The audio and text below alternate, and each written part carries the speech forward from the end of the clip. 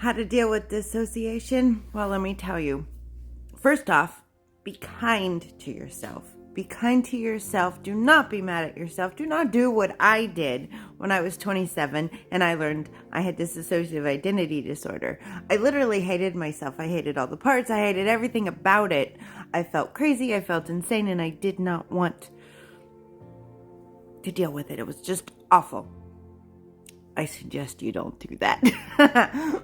Thank the good Lord in heaven that He sent me to a place where people loved me despite my dissociation, loved each and every part of me, treated me like a human, like a person, like I had value, like they did not treat me like I was a mental case. They did not treat me like I had a mental illness and needed to be locked up.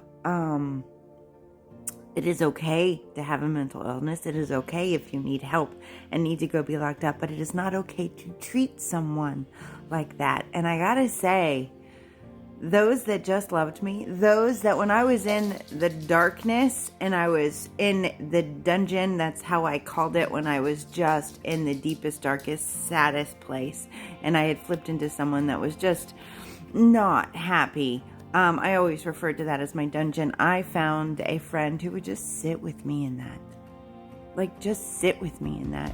She didn't make me snap out of it. She didn't make me try to be something other than what I was. And she just sat with me in the dungeon until I was ready to move on and change. And so how do you deal with someone with dissociation? Like you would deal with anyone. Love them. Be kind to them. Have grace for them as they learn to traverse this world that is a little difficult to traverse at first, especially when someone is just newly diagnosed. So be kind to yourself.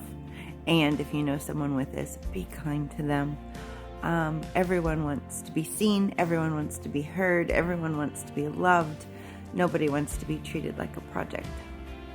So that's my advice for how to deal with dissociation. And if you have it and you're struggling with it, one, never stop. Never give up on yourself. Two, never give up on finding the community around you who can love and support you. Never give up. I went through different seasons. If you watch my other stories, you'll see the journey I took in finding people who would love and accept me where I was. Never give up on finding a counselor you can work with. I worked with quite a few until I found one who knew what she was doing, or at least was willing to learn together. And that's what we did. We learned together. So it's not like you have to find an expert. You just have to find someone who has a little bit of knowledge and who is just willing to treat you like a human.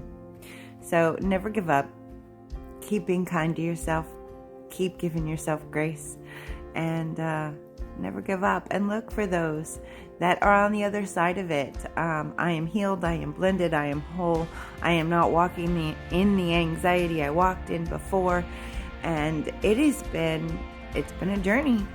But it's been a wonderful journey to get on this side of things. So never give up. There is hope. I was in a trapped, stuck, horrid place years ago, and now I find myself in wide open spaces. And this is my little dog I'm watching, who is interrupting my video.